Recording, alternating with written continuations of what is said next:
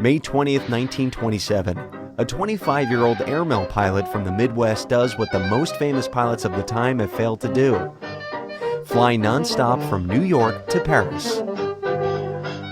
When Charles Lindbergh had been flying for 33.5 hours, he was looking for an airfield north of Paris, and he couldn't find it because it was disguised by hundreds of car headlights lighting up the field.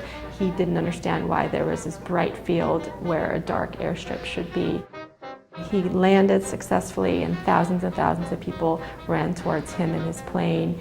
He didn't have brakes on his plane. He was worried for their safety. It was a very dramatic night.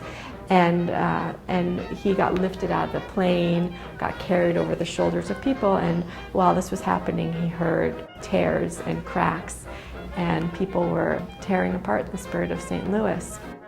It was the beginning of the public's obsession with the Lone Eagle. Curators Elizabeth Allen and Heather Smith have created an exhibition at Morven Museum Garden that begins with the flight that changed everything for Lindbergh, and for the woman he married, Anne Morrow. Here we have Anne writing, "He opened the door to real life, and although it frightened me, it also beckoned me. I had to go." My father was the most famous man in the world at the time that she met him. And I think what she was touched by was a sense of that he had, in spite of all the fame, that he was very shy, that he was not used to the world that she knew very well. Anne Morrow was the daughter of a wealthy businessman who served as ambassador to Mexico. She was a college student at Smith who wrote poetry and prose. After marrying Charles, she learned how to fly, and they both continued to write. People always tend to say he was the flyer, she was the writer. In fact, they were both flyers and writers. I mean, he won the Pulitzer, she won the National Book Award. That's big time for writers. So. As you move through Charles and Anne Morrow Lindbergh, couple of an age, you follow them on their flight north to the Orient, described by Anne in a best-selling book. You live through the horrific kidnapping and murder of their first child, Charles Jr., followed by the trial of the century. People are still spinning conspiracy theories about this one. The last gallery focuses on their later lives, their years in Europe, raising 5 more children, the backlash against Charles before World War II, when he was a bit too admiring of the Germans. Their every move made headlines at the time, but for Morven's curators, most of it was new information.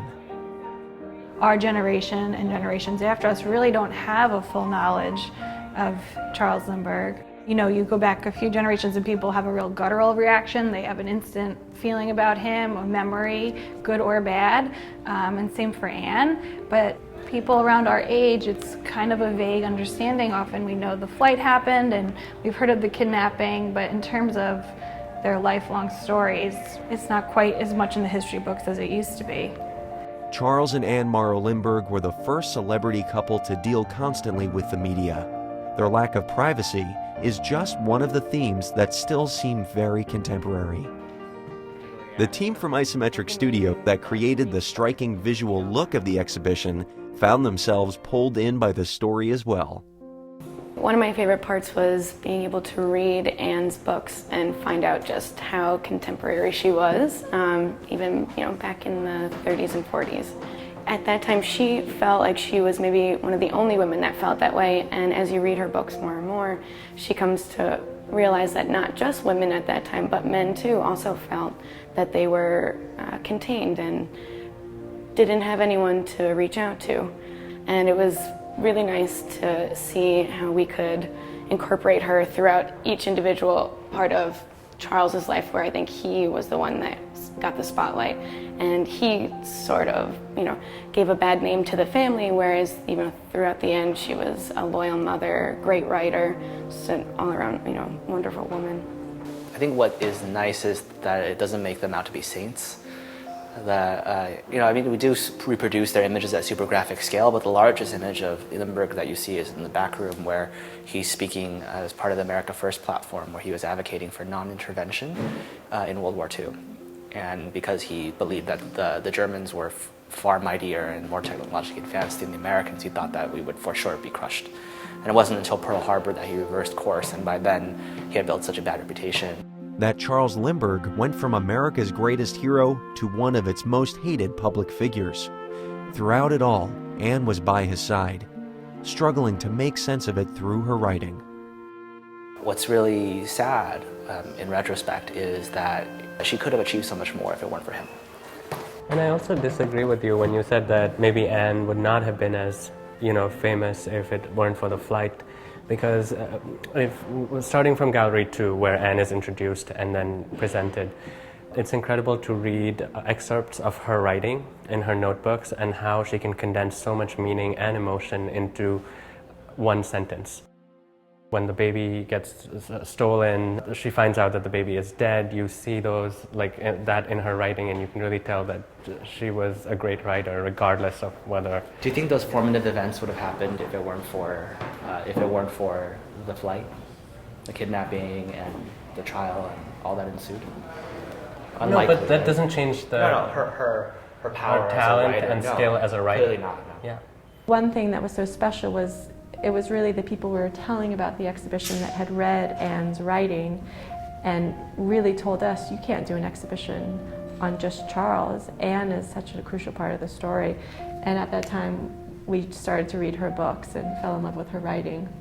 And Reeve thought that too. Reeve said, we so often focus on people as individuals, but their relationship, no matter how troubled it was truly a partnership.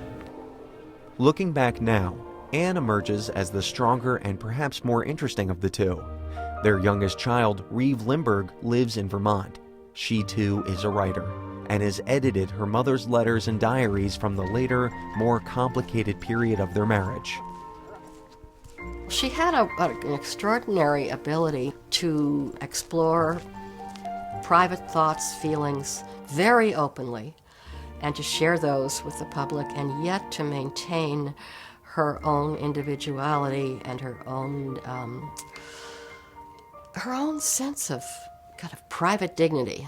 She was able to do that. She didn't have to run the way my father, I think, did. I think he ran.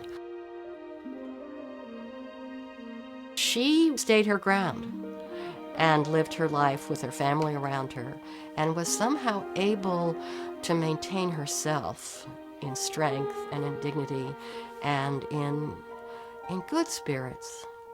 You must have had an enormous sense of accomplishment on those epic, enormous flights, and you must have come home with a great sense of possibilities within yourself. I think that's true, but I also think I got just as much feeling that I was a new person by publishing a book. Having a child or losing your mother, or this is how you grow, through these sorrows and joys. Then life is never the same again. Different things give you a sense of finding your place in the world. Isn't that what one wants?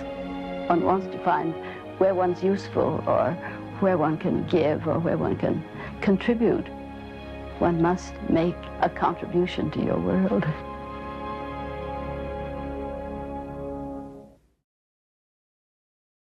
Charles and Anne Morrow Lindbergh, Couple of an Age, is on view at Morven Museum Garden in Princeton through October 2016.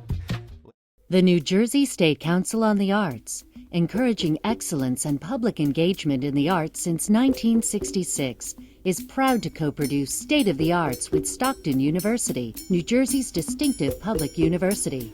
Additional support is provided by the Geraldine R. Dodge Foundation.